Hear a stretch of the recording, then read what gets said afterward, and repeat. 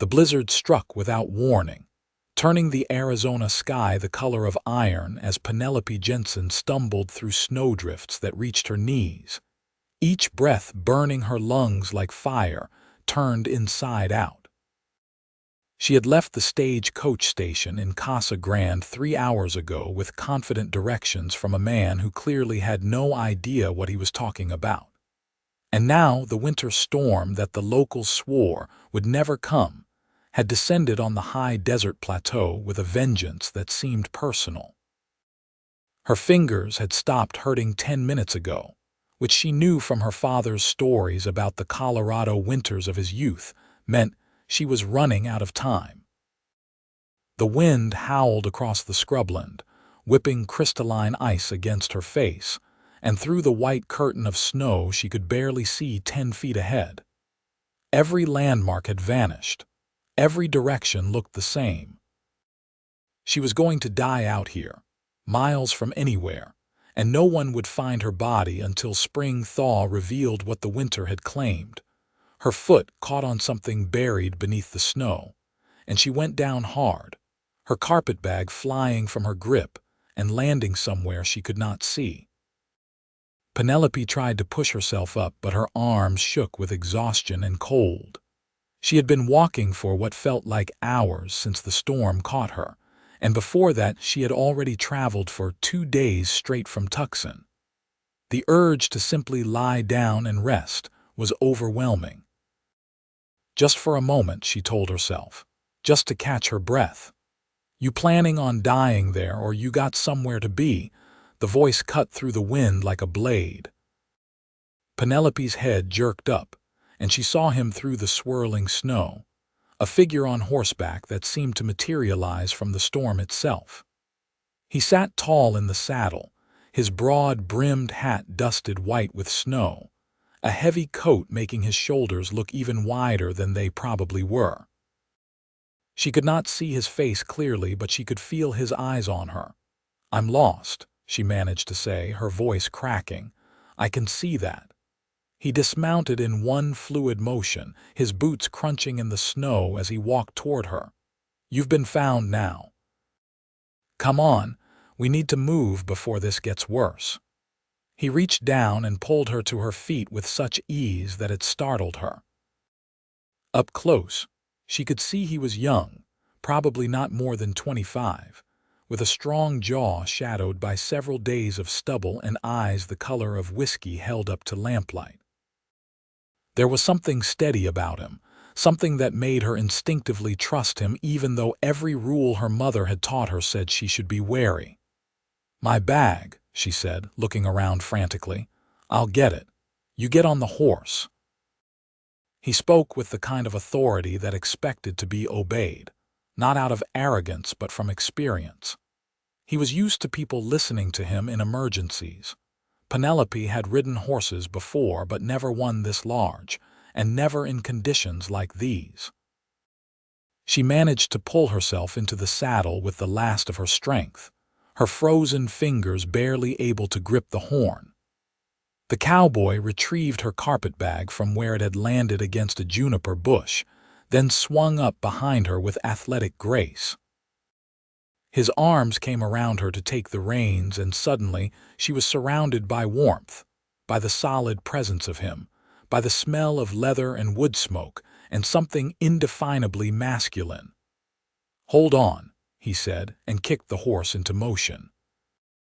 They rode through the white chaos for what might have been 10 minutes or an hour.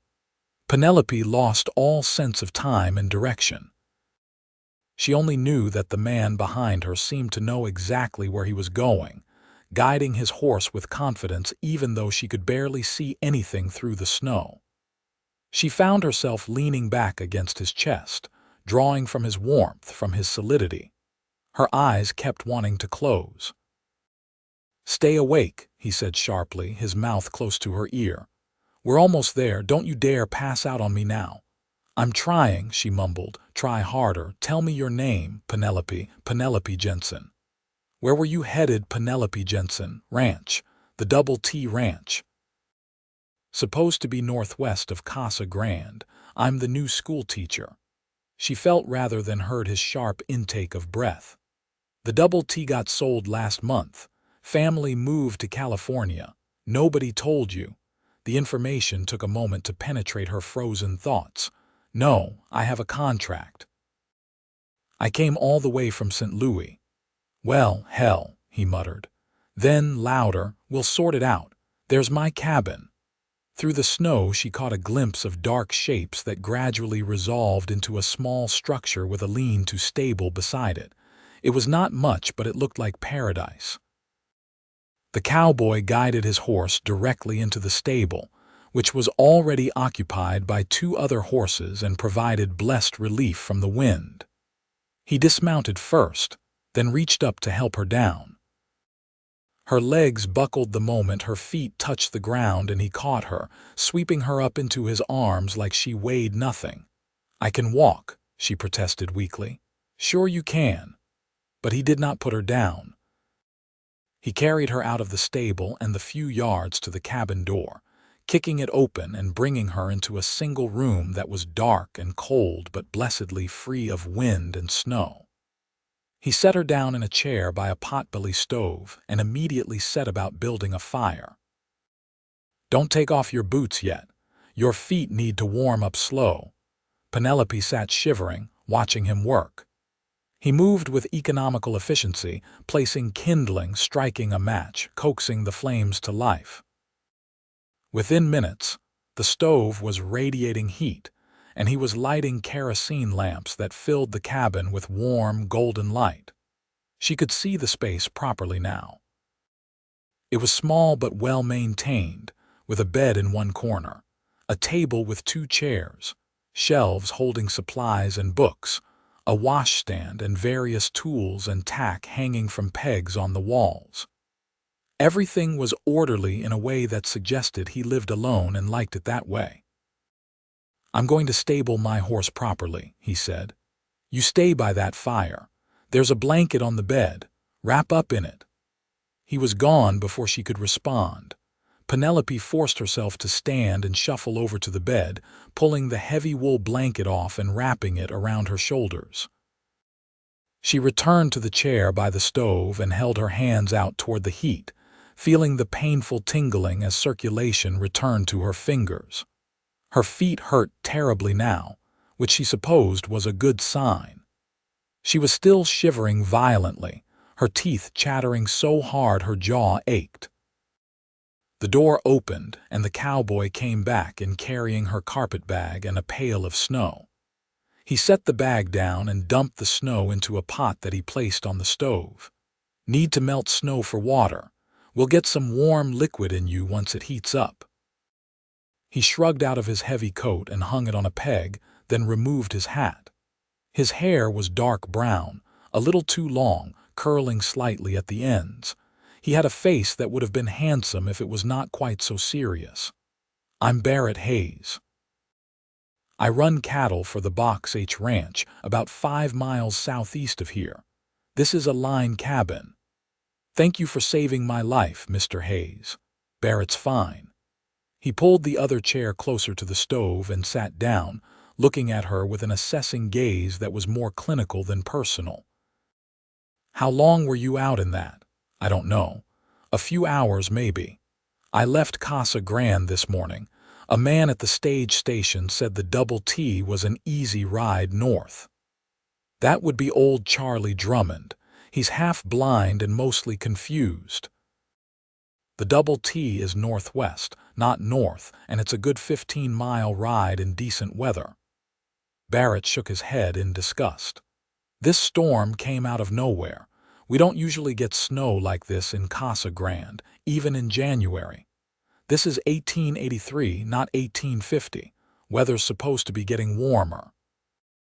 "I thought Arizona was all desert." "Most of it is. But we're at almost 1,500 feet elevation here, and when a storm rolls down from the mountains, it can get cold fast. Usually doesn't last long, though. This'll probably be clear by tomorrow." He stood and checked the pot on the stove, which was starting to steam. "You need to get out of those wet clothes." Penelope felt herself flush. "I'll be fine."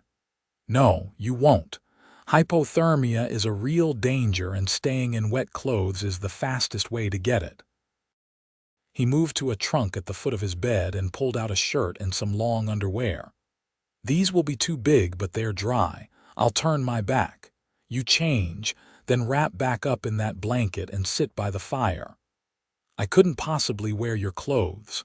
You don't have a choice. His tone left no room for argument. I'll step outside if it makes you more comfortable, but you're changing those clothes right now. He was right, and she knew it.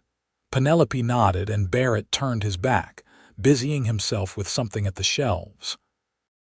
With shaking hands, she unfastened her traveling dress, which was indeed soaked through, and peeled it off along with her undergarments. The cold air hit her skin and she gasped, but then she was pulling on his undershirt, which came down almost to her knees, followed by the shirt that engulfed her. The fabric held his scent and the warmth of having been stored in the trunk. She kept her wet undergarments on for modesty's sake, then wrapped the blanket around herself again. I'm decent. Barrett turned around and nodded approval. Good. Now sit. He poured the hot water into a tin cup and added something from a flask at his belt. Whiskey and hot water. It'll warm you from the inside. Penelope took the cup gratefully, wrapping both hands around it and sipping carefully. The whiskey burned going down, but it spread warmth through her chest. She had never been much of a drinker, but she was not about to refuse anything that might keep her alive. Barrett made himself a cup as well and sat back down, studying her with those steady eyes. So you came all the way from St. Louis to teach school at a ranch that doesn't exist anymore, he said. That's some bad luck. The worst, she agreed. I spent the last of my money on the train ticket and the stagecoach fare. I have $23 left to my name and nowhere to go. What about family? My father died 2 years ago. My mother remarried last year to a man who made it clear I was not welcome in their home. She took another sip of the fortified water. Teaching was my only option. I'm qualified. I attended the normal school in St. Louis and taught at a girls' academy for 3 years. When I saw the advertisement for a ranch teacher position in Arizona Territory, it seemed like Providence. A fresh start, good pay, room and board included. The Double T family had 5 children, Barrett said. Made sense they would want a teacher. But when old man Thornton died last fall, his widow couldn't run the place alone. She sold out to a mining company that's using the land for mineral rights. The buildings are empty now. Penelope felt tears prick her eyes, but she refused to let them fall. She had not cried when her father died, or when her stepfather made it clear she was a burden, or when she left the only home she had ever known. She would not cry now. I'll figure something out. Perhaps there's teaching work in Tucson or Phoenix. Maybe. Barrett did not sound convinced. Storm should clear by tomorrow. Once it does, I'll take you back to Casa Grande. You can stay at the boarding house there while you sort out your next move. I can't afford a boarding house. Mrs. Patterson, who runs it, is a reasonable woman. She'll work something out. He stood and went to the shelves, taking down a tin of beans and some hardtack. You need to eat. When's the last time you had a meal? Penelope had to think about it. Yesterday morning, I think, at the stage station in Tucson. Barrett shook his head and set about preparing food. He worked in comfortable silence, heating the beans on the stove and setting out the hardtack with some dried beef. Penelope watched him, noticing the way he moved, the easy competence in everything he did. He was clearly used to taking care of himself. Most cowboys she had seen in her brief time in Arizona had been rough-looking men, loud and crude. Barrett Hayes was different. There was a quietness to him, a self-containment that intrigued her. He served the food on tin plates and they ate sitting by the fire. It was simple fare, but it tasted like the best meal Penelope had ever eaten. The warmth of the cabin and the food and the whiskey were finally banishing the deep cold that had settled into her bones. Her shivering was subsiding. "Tell me about St. Louis," Barrett said, startling her. "I've never been farther east than Kansas." So she told him about the city on the Mississippi, about its grand buildings and crowded streets, about the academies where wealthy girls learned French and piano and deportment. She told him about her father, who had been a clerk for a shipping company and had believed deeply in the power of education. He had scrimped and saved to send her to normal school, determined that his daughter would have opportunities he never had. Barrett listened without interrupting, and when she finally ran out of words, he nodded slowly. "Sounds like he was a good man. He was the best man I ever knew. Must have been hard losing him. It was like the ground disappeared beneath my feet." Penelope looked down at her empty plate. "Everything changed after that. My mother, she was never strong. She needed someone to lean on. When Thomas Waverly started courting her 6 months after my father died, she latched onto him like a drowning woman. He was wealthy and established, and he promised to take care of her. I don't think she had any choice, really. A widow in her position. But he didn't want you around. No, he made that very clear. He had his own grown children from his first marriage, and he did not want to take responsibility for another man's daughter. Especially one who had, as he put it, ideas above her station." She smiled bitterly. "He thought teaching was inappropriate for a woman of good family, said I should be focused on finding a husband, not filling my head with books. Sounds like an ass." The blunt assessment surprised a laugh out of her. "He is. My mother tried to make it work, but after a few months it became clear I had to leave. So when I saw the advertisement for the ranch position, it seemed like fate. Instead, you nearly froze to death in a freak snowstorm." "Yes, well, my luck has not been particularly good lately." Barrett stood and collected their plates, washing them in a basin with water from the stove. "You can have the bed tonight. I'll sleep on the floor." "I couldn't possibly take your bed." "You can and you will. You've been through hell today and you need proper rest." He glanced at her, and for the first time she saw something soften in his expression. No arguments. She was too exhausted to argue. The warmth and food had made her almost dizzy with tiredness. "Thank you, Barrett, for everything. I don't know what would have happened if you hadn't found me." "You'd be dead by morning," he said matter-of-factly. "But you're not, so no point dwelling on it." He busied himself making up a bedroll on the floor while Penelope moved to the bed, which was surprisingly comfortable. The blankets were heavy and smelled of soap and man. She lay down fully dressed in his oversized clothes, pulling the covers up to her chin. The last thing she saw before sleep claimed her was Barrett settling onto his bedroll by the fire, one arm behind his head, staring up at the ceiling.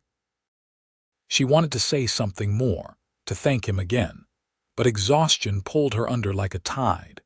She woke once in the night to the sound of wind still howling outside and the glow of the stove where Barrett must have added more fuel. She could see his silhouette sitting in the chair now, keeping watch. The sight made her feel safe in a way she had not felt in a very long time, and she drifted back to sleep with something almost like peace settling over her. Morning came with pale sunlight filtering through the cabin's single window. Penelope opened her eyes to find herself alone in the cabin, the fire still burning low in the stove. She sat up, momentarily disoriented, then remembered everything that had happened. The storm, being lost, Barrett finding her. She was alive, which seemed almost miraculous. The door opened and Barrett came in carrying an armload of firewood, stomping snow off his boots. Storms clearing. Skies blue as anything now. That's Arizona weather for you, unpredictable as hell. He set the wood down and looked at her. "How are you feeling?" "Better, much better." She flexed her fingers and toes, relieved to find everything working normally. A little stiff, but no worse for wear. Good, your clothes are dry. He gestured to where her dress and undergarments were hanging near the stove. I hung them up last night after you fell asleep. Figured you'd want your own things back. She felt herself flush at the thought of him handling her undergarments, but his manner was completely matter of fact. He turned his back without being asked while she changed back into her own clothes, which were indeed dry and wonderfully warm from their night by the fire. When she was dressed, he handed her a cup of coffee and some more hardtack spread with what tasted like apple butter. Not much of a breakfast, he apologized. I wasn't planning on company. It's perfect. They ate in comfortable silence, and then Barrett began preparing for the journey back to Casa Grande. He packed supplies, checked his saddle and tack, and generally moved with the purposeful efficiency she was coming to recognize as characteristic of him. Penelope wished she had something useful to do, but there was nothing. She was entirely dependent on his charity and competence. "Barrett," she said as he worked, "why were you out in that storm yesterday? You could have stayed safe in your cabin." He paused in checking his horse's hooves. "I was bringing supplies up from the main ranch. Storm caught me on the way back, same as it caught you. I was almost home when I saw tracks in the snow, fresh ones, heading in the wrong direction. Figured someone was in trouble. You followed my tracks into a blizzard to save a stranger. Wasn't going to leave someone to die if I could help it."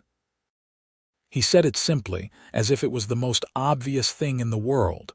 A lot of men would have. Then a lot of men are fools.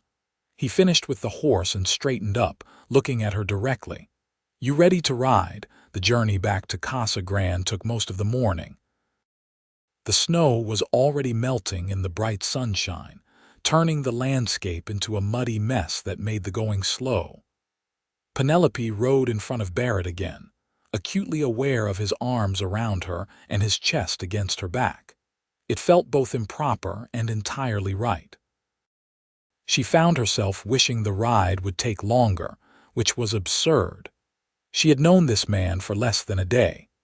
Casa Grande was a small town, barely more than a wide spot in the road with a main street lined with adobe buildings.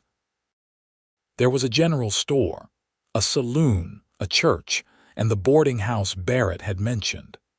He guided his horse directly to the boarding house and helped Penelope dismount. Mrs. Patterson turned out to be a stout woman in her 50s with sharp eyes and a no-nonsense manner. She listened to Barrett's explanation of the situation and then turned her appraising gaze on Penelope. "So you're the teacher that was supposed to go to the Double T," she said. "Shame about that situation. You look like you've had a rough time of it." "I have, madam." "Well, you can stay here. $2 a week for room and board. I'll give you the first week free seeing as you've had such bad luck, but after that you'll need to pay or work it off." "I can work," Penelope said quickly. "I'm a hard worker, Mrs. Patterson. I can clean, cook, help with laundry, whatever you need." "We'll see." The older woman's expression softened slightly. "Come on, I'll show you to a room. You look like you need a proper bath and a hot meal." Barrett cleared his throat. "I should get back to the ranch." Penelope turned to him, suddenly desperate not to let him leave. "Will I see you again?" Something flickered in his eyes. "Casa Grande's not that big. I come into town for supplies every couple of weeks." "Oh, yes, of course." She felt foolish. Why would he want to see her again? He had done his duty and now he was done with her. "Thank you again, Barrett, for saving my life. I'll never forget it." He nodded, settled his hat more firmly on his head and walked back to his horse. Penelope watched him ride away, feeling an unexpected ache in her chest. Mrs. Patterson made a knowing sound beside her. "That Barrett Hayes is a good man," she said. "Quiet, keeps to himself, but solid as they come. His daddy owns the Box H Ranch, biggest spread in these parts. Barrett could be living easy at the main house, but he prefers working the line cabins, out there alone most of the time. She gave Penelope a shrewd look. "He's not one to go out of his way for people usually. Must have seen something in you worth saving. He's just a decent person, hum." Mrs. Patterson did not sound convinced, but she let it drop.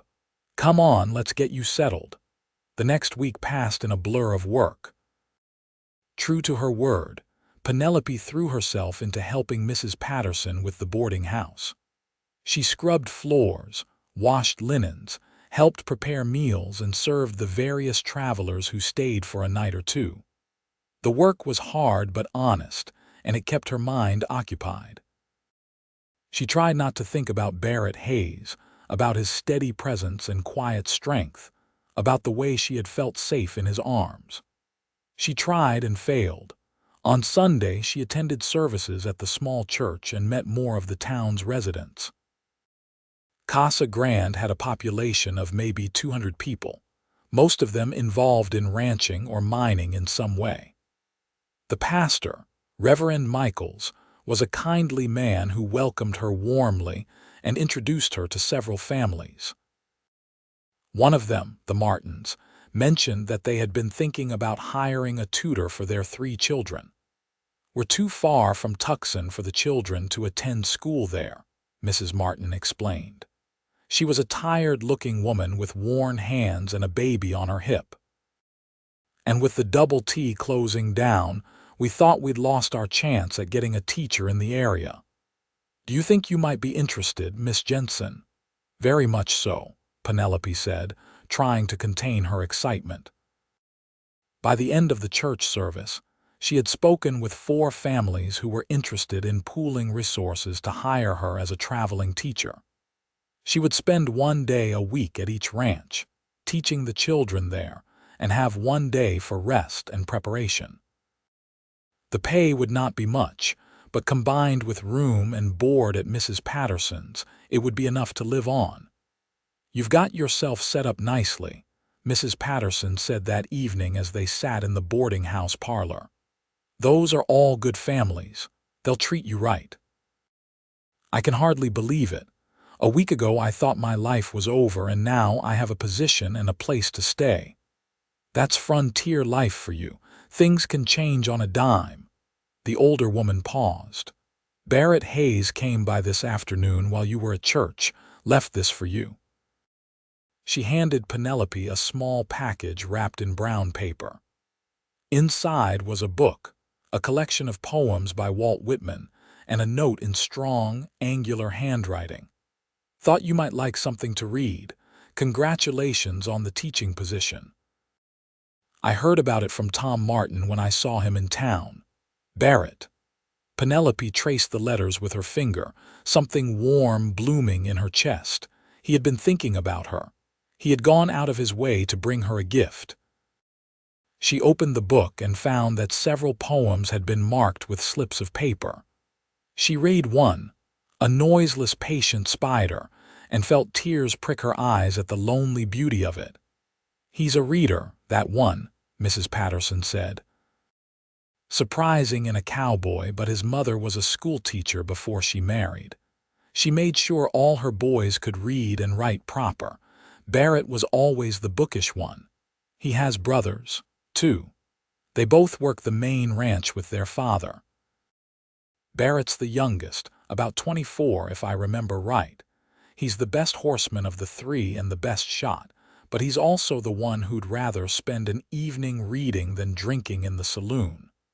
She gave Penelope a meaningful look. Not that he doesn't have his share of admirers. Half the unmarried girls in the county have set their caps for him at one time or another. I'm sure they have. Penelope kept her voice neutral, but something twisted in her stomach at the thought of other women pursuing Barrett. She started her teaching rounds the following week. The Martin Ranch was first, a modest spread with 3 children ranging from 6 to 10. They were bright, eager students, hungry for learning. Penelope taught them reading, writing, arithmetic, and geography, using the materials the families had pooled money to purchase. The work was satisfying in a way her position at the Girls' Academy in St. Louis had never been. These children needed education desperately and appreciated every lesson. The second ranch belonged to the Hendersons, who had 4 children and a 15-year-old nephew who was half Apache. The boy, whose name was James, was quiet and watchful, clearly used to being treated as different. Penelope made a point of including him fully in lessons, and by the end of the day she saw him start to relax slightly. On Wednesday, she taught at the Rodriguez Ranch, where the children spoke Spanish at home and needed help with English. Penelope's Spanish was limited, but she learned alongside them, which made the children laugh and seemed to help them feel more comfortable making mistakes. Thursday brought her to the Crawford Ranch, and Friday to the small homestead belonging to the Wilsons, who had recently arrived from Kansas with their twin daughters. By the end of her first week, Penelope was exhausted but deeply satisfied. This was what she was meant to do. She returned to Casa Grande Friday evening to find Mrs. Patterson waiting with news.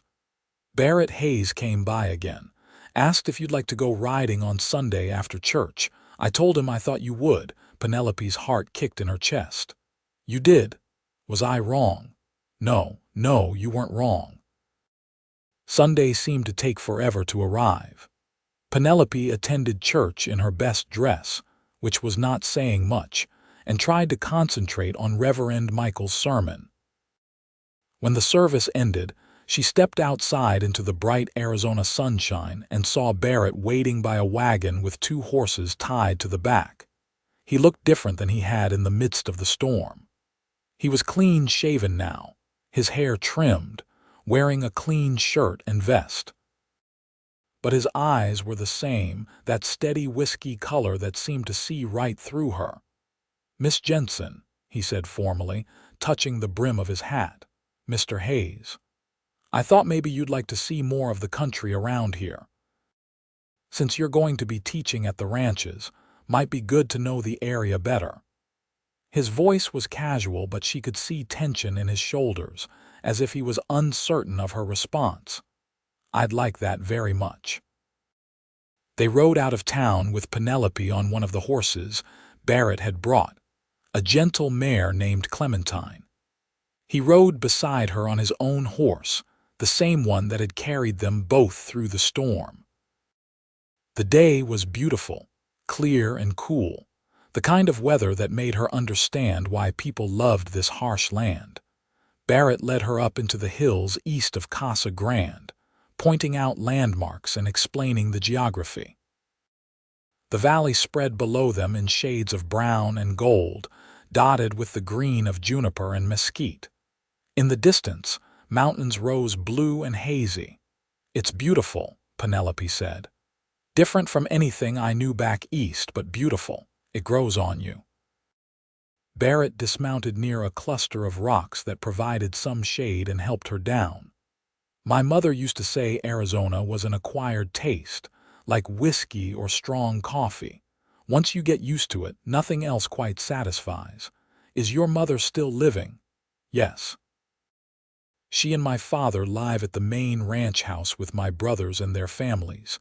It's crowded and loud and full of children running everywhere." He pulled a canteen from his saddle and offered it to her. "I love them all, but I can't live like that. I need space and quiet. Hence the line cabin." "Hence the line cabin." He looked at her. "What about you? Can you be happy out here? It's a far cry from St. Louis." Penelope considered the question seriously. "I think I can. The work is fulfilling and the people I've met have been kind. It's a harder life than what I knew, but it's also more honest somehow. There's less pretense. People are more direct." "That's true enough." Barrett was quiet for a moment, then said, "I've been thinking about you, about what happened, about how close you came to dying out there.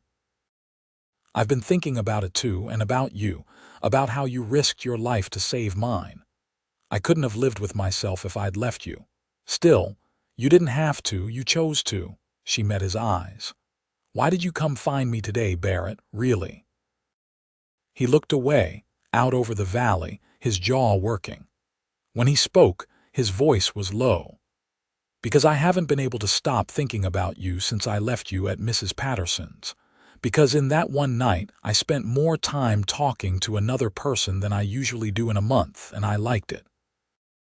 Because when you asked if you'd see me again, I saw something in your eyes that made me hope you wanted to. Penelope's breath caught. I did. I do. I'm not good at this, Barrett said, turning back to her. Courting, I mean. I've never been much for socializing or saying pretty words. I spend most of my time alone with cattle and horses. I read books and I think too much, and I'm not the kind of man who's easy to be around. I disagree. I think you're very easy to be around. You barely know me. Then let me get to know you. She stepped closer to him, emboldened by something she saw in his face. I'm not asking for pretty words, Barrett. I'm asking for honesty, and maybe for more afternoons like this one. He studied her for a long moment, and then slowly, carefully, he reached out and touched her face, his calloused fingers gentle against her cheek. I can do that. The touch sent electricity through her entire body. Penelope leaned into him, and Barrett's other hand came up to cup her face. He bent his head and kissed her, soft and questioning at first, then deeper when she responded. It was her first real kiss, and it was everything she had read about in novels but never quite believed. Her hands found his shoulders, his chest, feeling the solid warmth of him through his shirt. When they finally broke apart, Barrett rested his forehead against hers, breathing hard. I should probably apologize for that. Don't you dare. He laughed, a surprised sound that transformed his serious face into something younger and more carefree. All right then. I won't. They spent the rest of the afternoon talking, learning each other's histories and hopes. Barrett told her about growing up on the ranch, about learning to ride before he could walk properly, about his mother teaching him to read using whatever books she could get her hands on. He talked about the work he did, the satisfaction of caring for the cattle and the land, the peace he found in solitude. Penelope told him more about her life in St. Louis, about the dreams she had harbored of making a difference through teaching, about the grief of losing her father and the humiliation of being made unwelcome in her mother's new life. She told him things she had never told anyone, and he listened with complete attention, never judging, only accepting. By the time they rode back to Casa Grande, the sun was setting in a spectacular display of orange and gold. Barrett helped her dismount in front of the boarding house and held her hand longer than was strictly necessary. Can I see you again? He asked. Next Sunday? Yes, and maybe before that if you happen to be in town during the week. I might happen to be in town quite frequently. Penelope smiled and daringly stood on her toes to kiss his cheek. Good.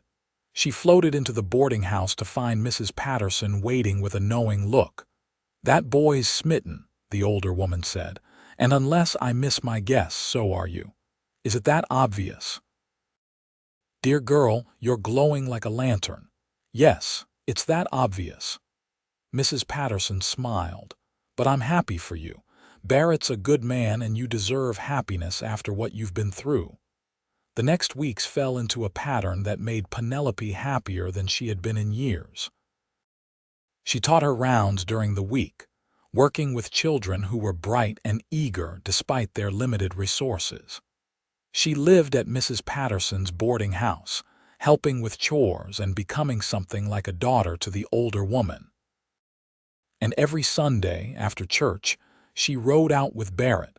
Sometimes they went up into the hills. Sometimes they visited his line cabin, where they would sit by the fire and read aloud to each other from his collection of books.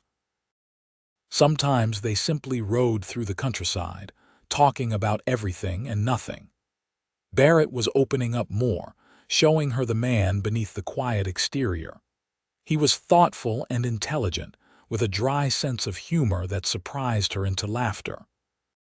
He noticed everything about the land and animals, reading signs she could not see, but he also noticed things about her. He remembered things she mentioned in passing and brought her small gifts, a pressed flower, an interesting rock, a book he thought she would like.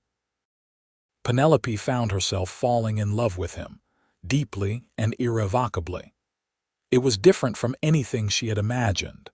This was not the dramatic passion of novels, but something steadier, built on genuine liking and respect as much as attraction. She loved his competence and his kindness, his quiet strength and his unexpected gentleness.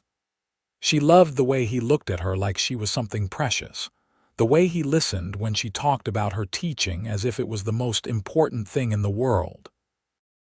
February turned to March and the weather warmed. Spring came early to the Arizona desert, painting the landscape with wildflowers. Barrett brought Penelope to his family's ranch one Sunday, nervous in a way she had never seen him before. The Box H Ranch was indeed impressive, a sprawling operation with a large main house and numerous outbuildings. Barrett's mother, Grace Hayes, was a small woman with sharp eyes and her son's same steady manner. She welcomed Penelope warmly, as did Barrett's father, Ben, a gruff man who clearly adored his family. His brothers, Benjamin Jr. and Blake, were friendly and teased Barrett mercilessly about bringing a woman home. "Never thought we'd see the day," Benjamin said, grinning. "Barrett dating someone. We figured he'd married himself to those books and that line cabin." "Leave him alone," Grace said firmly, but her eyes were twinkling. She drew Penelope aside after dinner. "My son is not an easy man to know. He keeps things close. But I can see the way he looks at you, and I can see the way you look at him. I think you're good for each other." "I hope so, Mrs. Hayes. I care for him very much." "I can see that, too." Grace patted her hand. "You're welcome here anytime, Penelope. I have a feeling you're going to be family soon enough." The words sent a thrill through Penelope. Was Barrett thinking about marriage? They had never discussed it explicitly, but the way things were progressing, it seemed inevitable. The thought should have scared her. She had known him for less than 3 months, but it felt right in a way she could not explain. On the ride back to Casa Grande that evening, Barrett was quiet. Penelope finally asked what he was thinking about. "My family likes you," he said. "I like them too." "That's good." "That's important to me." He paused, then pulled his horse to a stop. "Penelope, I need to ask you something." Her heart started to race. "What is it?" He dismounted and helped her down, then took both her hands in his. In the fading light, his face was serious, almost solemn. "I know we haven't known each other long. By some reckonings, not long at all. But I've never been more certain of anything in my life than I am of this. You're the most remarkable woman I've ever met. You're intelligent and brave and kind. You have principles and you stand by them. You make me want to be a better man than I am." "Barrett, let me finish, please." He took a breath. "I love you, Penelope. I think I started falling in love with you that night in the storm when you refused to give up even though you were half frozen. I want to spend my life with you. I want to wake up next to you every morning and fall asleep beside you every night. I want to support your teaching and read books with you by the fire and build a life together. Will you marry me?" Tears were streaming down Penelope's face. "Yes. Yes, Barrett, of course I'll marry you." He pulled her into his arms and kissed her, and Penelope felt like she was flying. This man, this quiet, steady, wonderful man, loved her, wanted to marry her. It seemed like a miracle.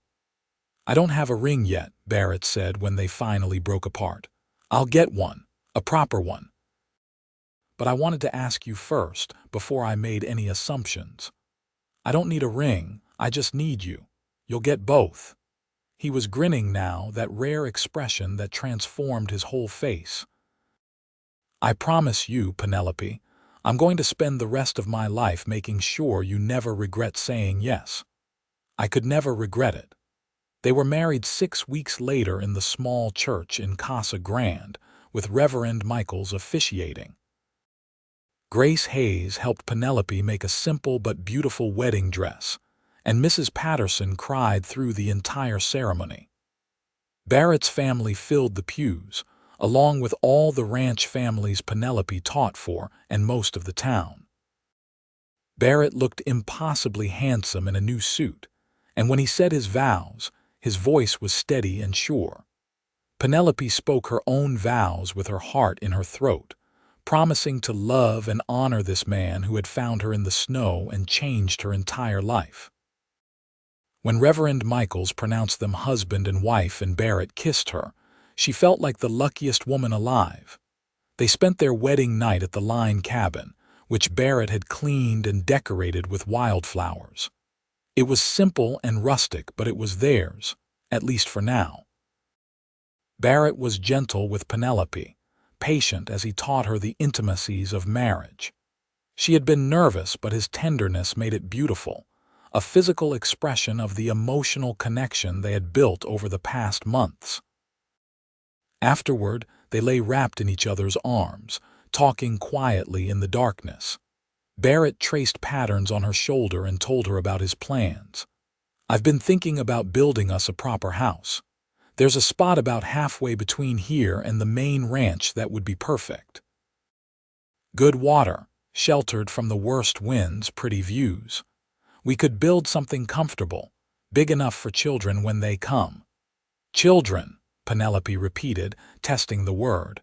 She had always wanted children, but the prospect had seemed distant and uncertain before. Now it was real and immediate. "How many are you thinking?" "However many we're blessed with. 2 or 3, maybe. What do you think?" "I think that sounds perfect." They started building the house that summer. Barrett did most of the work himself with help from his brothers on weekends. Penelope continued teaching her rounds, though now she returned each night to the Line cabin and to Barrett. It was a simple life but deeply satisfying. She had work she loved, a husband she adored, and a future stretching bright before her. The house was finished by September, a sturdy adobe structure with 3 bedrooms, a large kitchen, a parlor, and a front porch that looked out over the valley. Penelope planted a garden and filled the house with books and small touches that made it home. Barrett brought her furniture he and his father had crafted, and Grace contributed quilts and curtains. On their first night in the new house, Barrett carried Penelope over the threshold, and they christened every room with laughter and love. She had never imagined she could be this happy, that life could feel this full and rich. That winter was mild, nothing like the freak blizzard that had brought them together.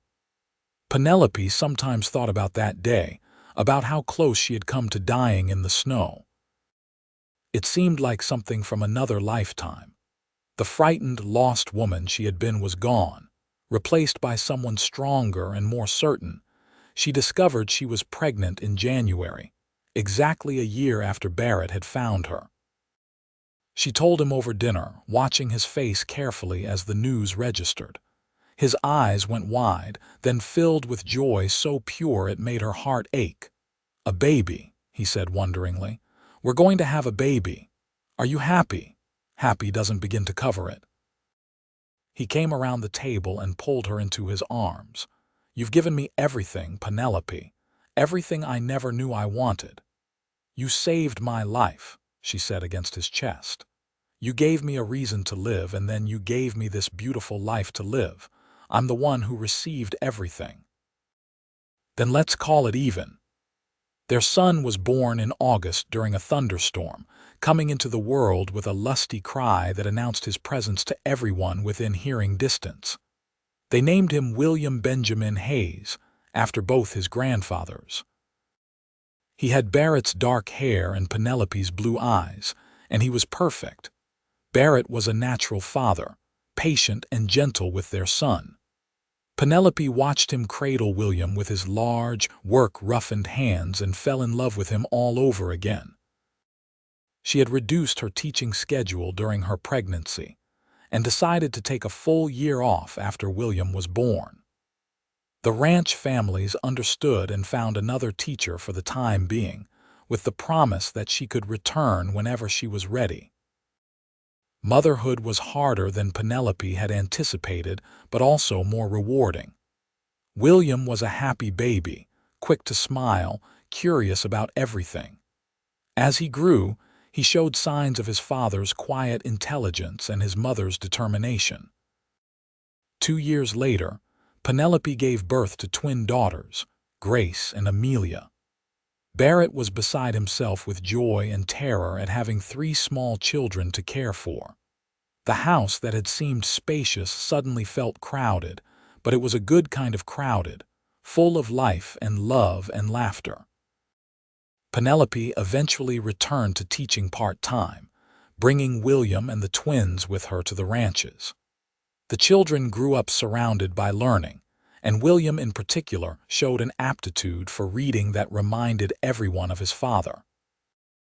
The twins were more interested in horses and the outdoors, following their father everywhere when they were old enough. Years passed.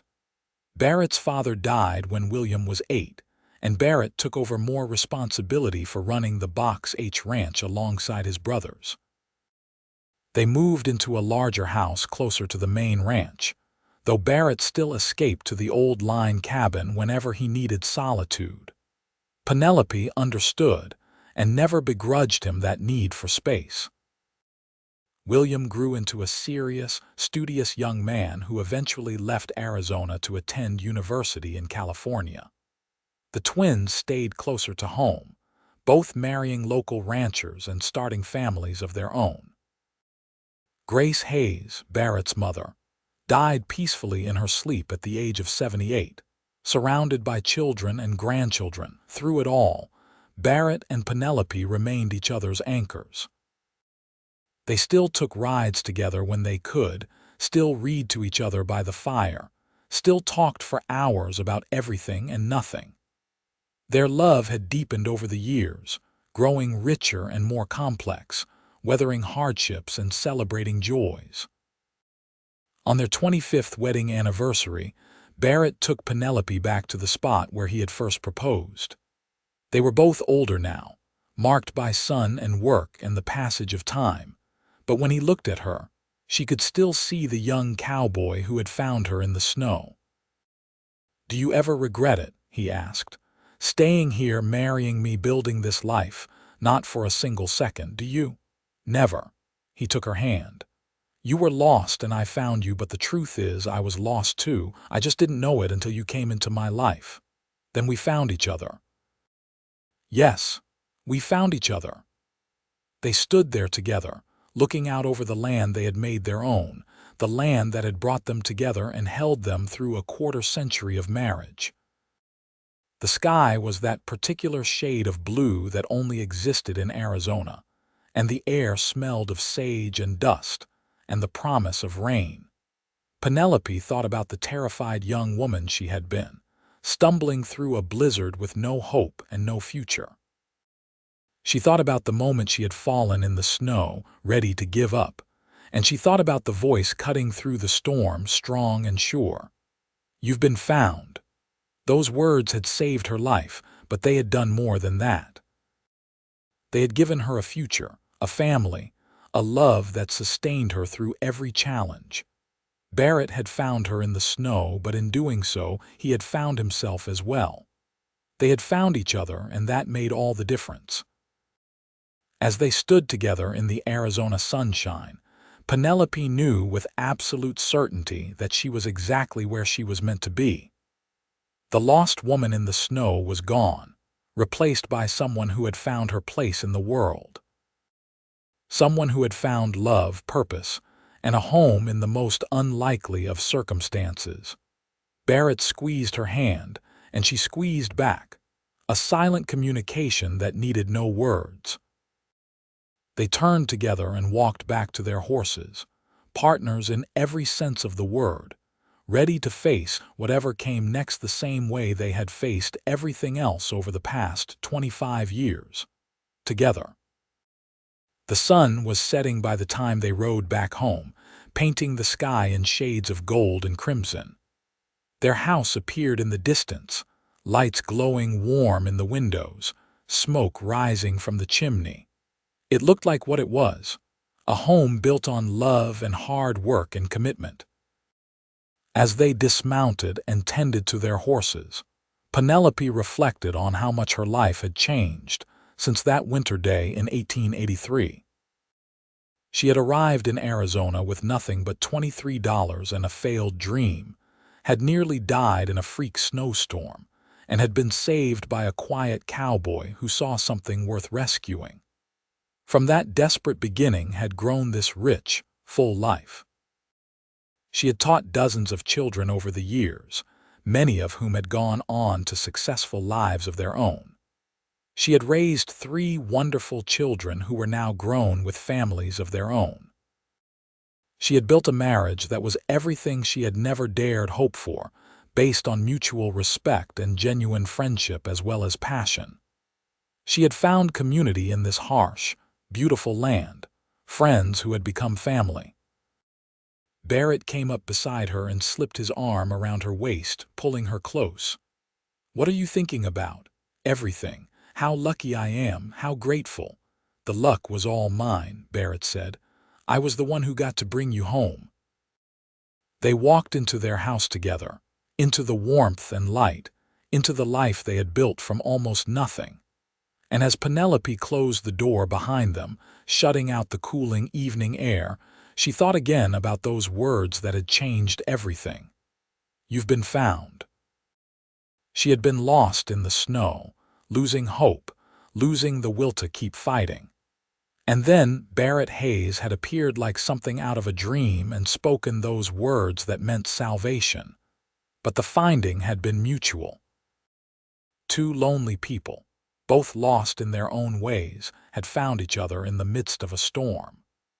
They had built something real and lasting from that chance meeting, something that had sustained them through 25 years and would sustain them through whatever years remained. That was the real miracle. Not that Barrett had found her in the snow, though that was miraculous enough. The real miracle was what had come after, the love that had grown from crisis, the life they had built together, the family they had created, the partnership that had made them both better than they would have been alone. Penelope moved through her house, lighting lamps, starting dinner preparations.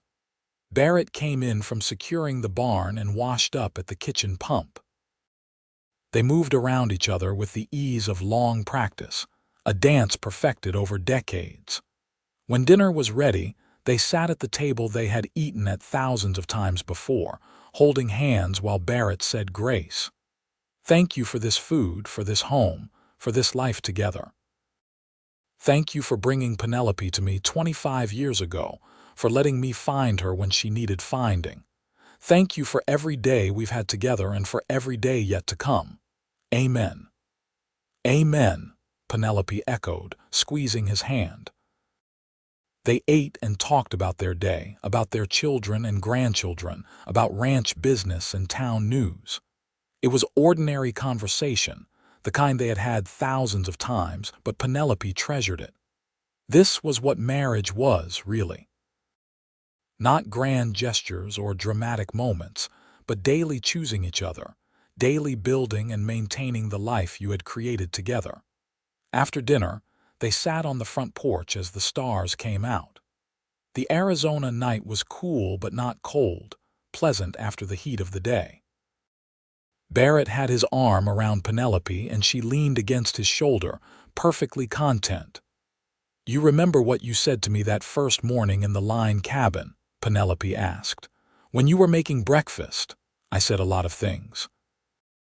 "You said that's Arizona weather for you, unpredictable as hell, and you were right. Not just about the weather but about life here. Everything can change in an instant." "Is that a bad thing?" "No, it's what I love about it. The unpredictability, the harshness, the beauty that exists despite everything trying to kill it. This land is honest. It doesn't pretend to be something it's not." Barrett was quiet for a moment. "You know, when I found you in that snow, I thought I was just doing the right thing. Helping someone in trouble. I never imagined you would become my whole world." I never imagined I would find a home out here. I was so scared when I left St. Louis, so uncertain. I thought the ranch teaching job was my last chance at making something of my life. And instead I made a life I never could have imagined, better than anything I dreamed of." She turned to look at him in the starlight. "I love you, Barrett Hayes. I have loved you since you pulled me onto your horse and told me I'd been found. I will love you until the day I die." "I love you too, Penelope, more than I have words for." He kissed her forehead. "You are the best thing that ever happened to me." They sat together under the stars, wrapped in each other and in the contentment of a life well lived. Two people who had found each other by chance and chosen each other every day since. Two people who had built something lasting from a moment of crisis. The years continued to pass. William became a lawyer in San Francisco, but came home to visit regularly, eventually bringing a wife and children of his own. Grace's husband took over his father-in-law's ranch and expanded it into one of the most successful operations in the territory. Amelia married a veterinarian and they settled in Casa Grande, where Amelia took over running the general store. Barrett and Penelope became grandparents many times over. Their house was often full of visiting children and grandchildren, the rooms echoing with laughter and noise. Penelope loved those visits, but she also loved the quiet times after everyone left, when it was just her and Barrett again, falling back into their comfortable rhythms. Arizona became a state in 1912, a momentous occasion that the whole territory celebrated. Barrett and Penelope attended the festivities in Phoenix, marveling at how much the place had changed since they had first arrived nearly 30 years before. The wild, raw frontier was becoming more civilized, more settled. They were not sure if that was entirely a good thing, but it was the nature of progress. Barrett's brothers both passed away in the 1910s, leaving Barrett as the last of his generation. He took it hard, mourning the loss of the siblings who had been his companions since childhood. Penelope held him through his grief, offering the same steady support he had always given her. They were in their 60s when the Great War broke out in Europe. William, though too old to fight himself, had two sons who enlisted. Penelope spent those years in an agony of worry, praying every night for her grandson's safe return. When they both came home in 1918, scarred but alive, she wept with relief. Barrett's health began to decline in his late 60s. Nothing dramatic, just the slow wearing down of a body that had worked hard for a lifetime. He developed a persistent cough, and his joints ached in cold weather. Penelope nursed him with fierce devotion, refusing to acknowledge what they both knew was coming. He lived to see their 50th wedding anniversary in 1934. The whole family gathered for a massive celebration at the Box H Ranch, 3 generations coming together to honor the couple whose love had started it all. Barrett was frail by then, his hair completely white, his hands trembling with palsy. But when he looked at Penelope, his eyes still held that same steady warmth they always had. 50 years, he said wonderingly as they sat together watching their family. 50 years since I found you in the snow. 50 years since you saved my life. We saved each other. Yes, we did. Barrett died peacefully in his sleep 3 months later with Penelope holding his hand.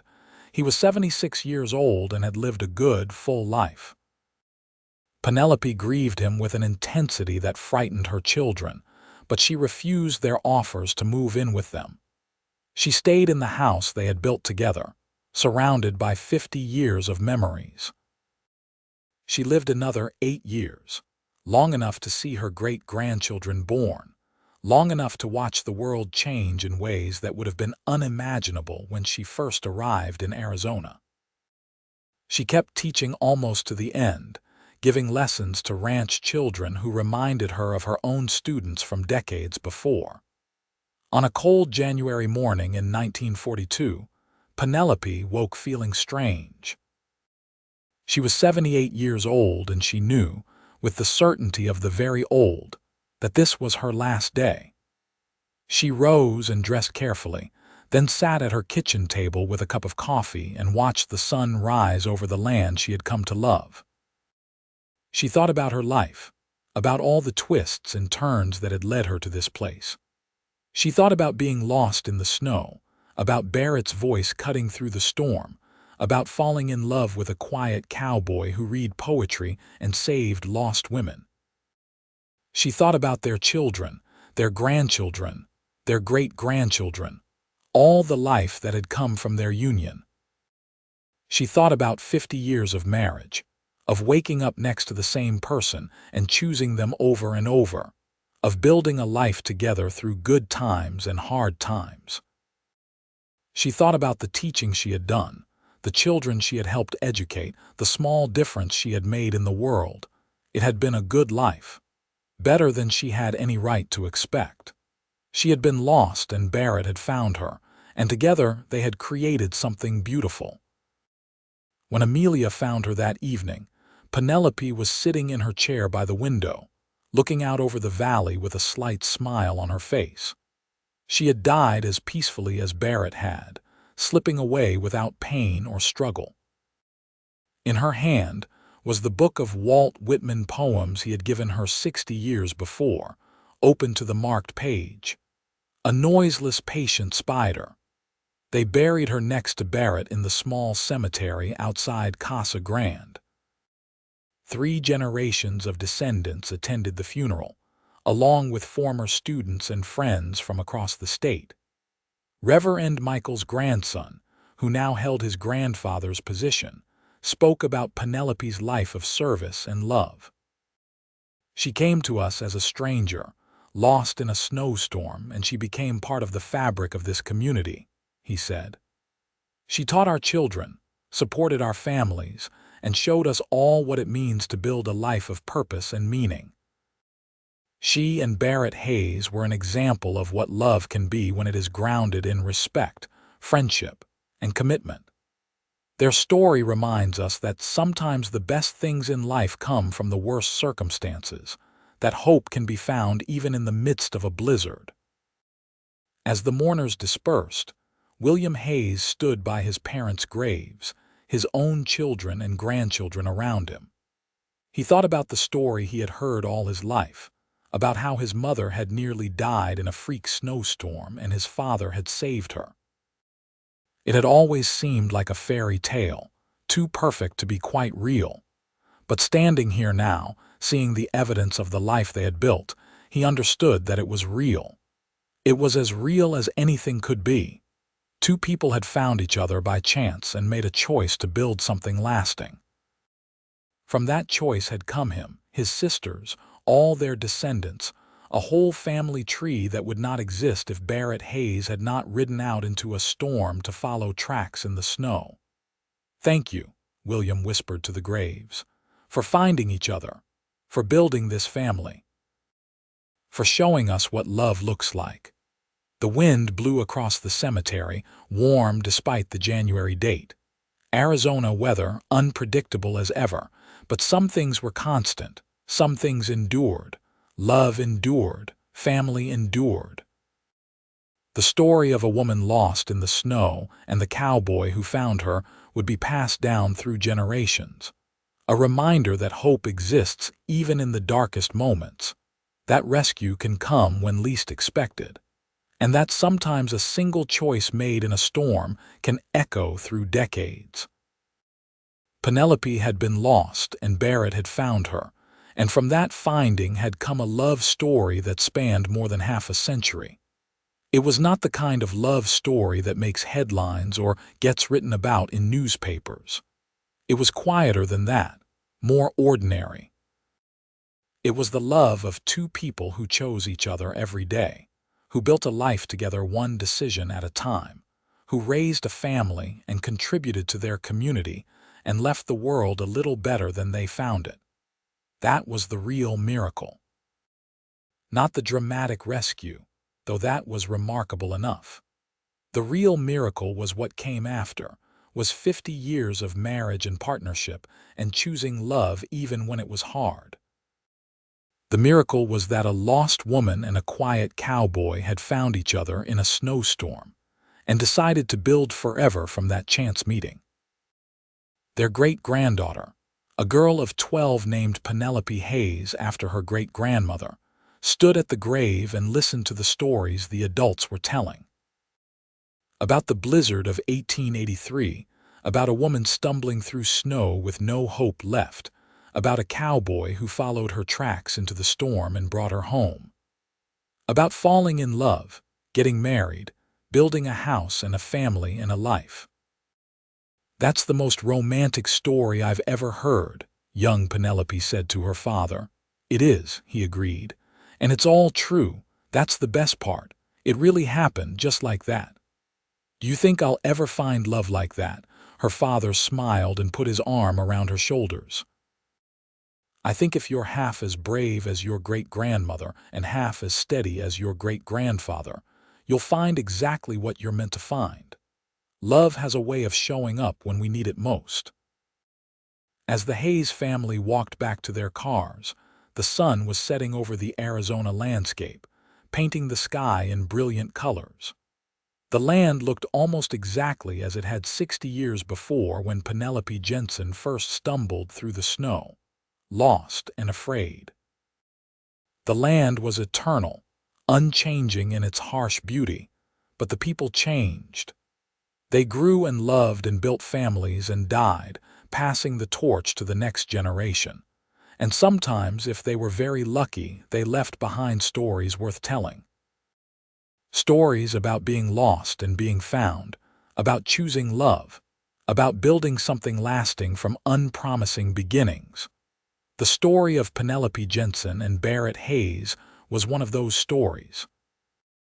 It would be told at family gatherings for generations to come, embellished and refined, but always true at its core. A woman was wandering lost in snow.